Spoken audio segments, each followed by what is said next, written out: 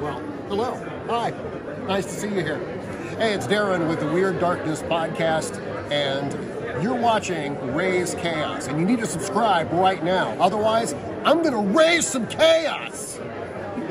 Welcome back, everybody. My name is Raze Chaos. You have made it back to my channel, and you have made it back during C2E2 month.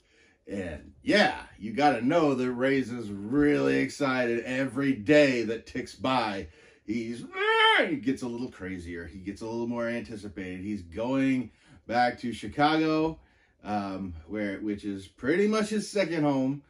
And he's just the familiarity. I love that, from somebody who used to get lost every time he went to Chicago to now go there and, I don't know the city because it's humongous.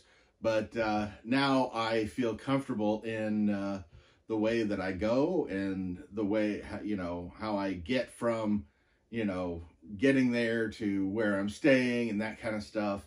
And it's really turned into more of just a visiting a second home as opposed to actually going on vacation now. And that's an even better feeling. But for now, we are going to talk about this bad boy right here. And when I say bad boy, he is the bad boy because he is the servant to Invader Zim, who is going to take over the world if he can figure out how to get that to work. But yes, we've got Gurr eating pizza, the Hot Topic exclusive. This is really awesome, and this is one of those times where I was really thankful that the Funko shop did a restock on this guy and brought him back to us. Because, yeah, I couldn't get out to Hot Topic in time to get this guy because, obviously, in Invader Zim, Gurr is like... Invader Zim is hard to find to begin with, but finding Gurr is even harder. Because, he's very beloved, and, people just eat him up because he's adorable. Finally obtained him, and we are going to take this guy out and put this guy away and take this guy out so we can have a look at him. So here he is. This is so awesome. He's little. He's really cool, and he's so perfect. And I like how they work the pizza cheese melting off the pizza to give him essentially a third balancing point. This is really the first time I've ever gotten to actually be able to... this is the first Invader Zim Pop that I've got. And that's because I missed out on one. And I thought I was missing out on this one. And thankfully I didn't. But other than that, I haven't really even talked about Invader Zim very much on this channel. I did read a story that was written by Johan Vasquez, who is the guy who created the Invader Zim stuff. And I think I did a soda and everything, but like didn't really give me a chance to really flesh out like the talks of him. This is actually from an independent comic. This started as an independent comic. There was a comic book called Johnny the Homicidal Maniac. And I'm just giving you a quick history of the creation and where it went. The Johnny the Homicidal Maniac was exactly that. And it was an independent comic book in black and white. And it was very goth culture at the time. And it was really an underground success. It was very finite. It had an ending. But one of the things that happened in Johnny the Homicidal Maniac is he would actually go to his neighbor's house.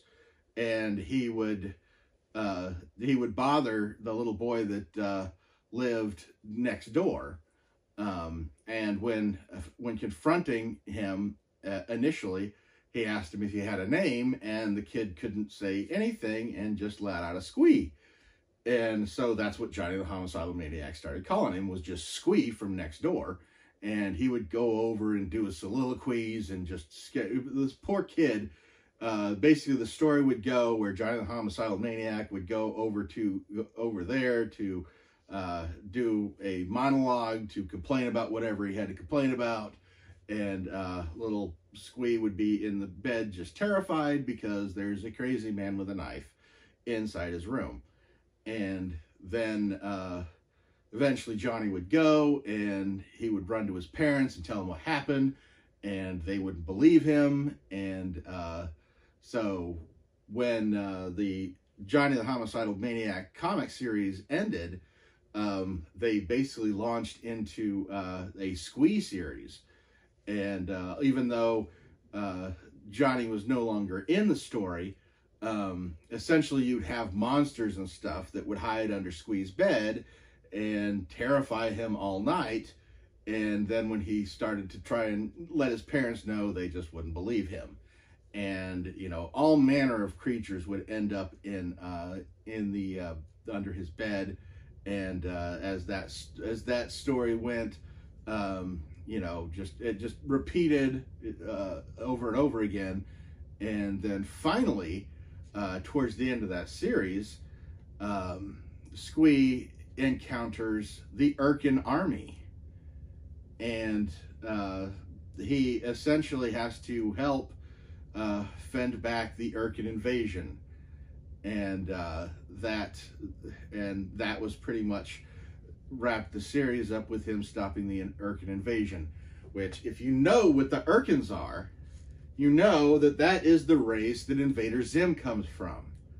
And of course, almost immediately after the Squee series was over, Invader Zim started as an animated series on Nickelodeon. And he brought along his little robot sidekick, Gurr. So I love the fact that there was a progression throughout the story that just basically bled into the next one, even though the comic series didn't, or the animated series did not mention Squee at all.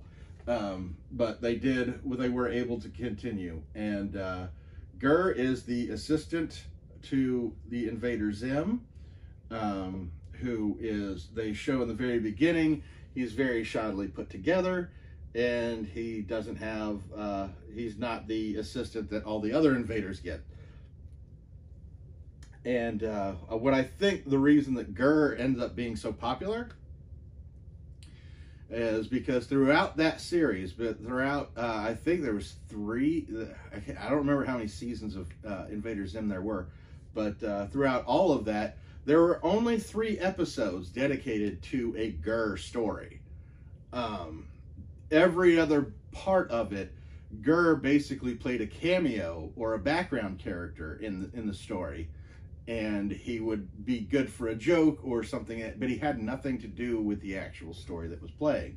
And I think that's where it really worked, because a lot of times they tend to grab onto a side character like a Fonzie, so to speak, and make them take over the show, and then it becomes something completely different. And that not only does that water down the show, but that tends to water down the character himself. Family Matters is another example of that, where they had the quirky character that eventually ended up taking over the show. And I mean, it's not an uncommon occurrence, because I mean, Spider-Man initially had this crazy character who would show up with a skull on his chest and shoot villains, and he was the most badass thing in the world because you didn't know anything about him. And then eventually it graduated to where he was the Punisher, and he's had movies and everything ever since then. But they had to define him more. And with Gurr, you don't have that. And so that's why you get these wonderful little bits of, you know, Gurr covered in pizza. You can just see he's absolutely enthralled with this thing. He's got pieces, he's got cheese on his shoulders, he's got cheese on his chest, the top of his head, and he also like put out like a ton of the best lines in there. But I love the design that they did on this, using the cheese to help stand him up, and it's just an adorable little pop. And I'm so finally glad that I've got Invader Zim in my collection. Well, I don't have Invader Zim, I have Gurr. I would like to get Invader Zim. because to me he was just as funny as Gurr's little side bits. But I'm happy to have Gurr. I'm glad to get Gurr because yes, I mean the soda was good, but that was in his little doggy outfit, and then this is the full-on robot Gurr. So Raze is very, very, extremely excited over this. Was very excited to see that the Funko had put it on the Funko shop as a restock, and I absolutely snapped it up as soon as I could. But let me know down in the comments below if you used to watch Invader Zim, and if you're one of the, or any of the subsequent series that I mentioned, like Johnny the Homicidal Maniac and Squee. Like, yeah, this character goes way back, and it's not nearly as I'm sorry. This storyline, this creator Johan Vasquez has done a lot, and I'm actually going to put a link in the video to me reading the story, so you can click on that if you want to check out a little bit more of his dark sense of humor, which I absolutely love and can't get enough of it. And where is he now? I want more. But other than that, I'm going to go ahead and get out of here now, and never forget, the life is full of odd moments, and you never know when you're going to be defined.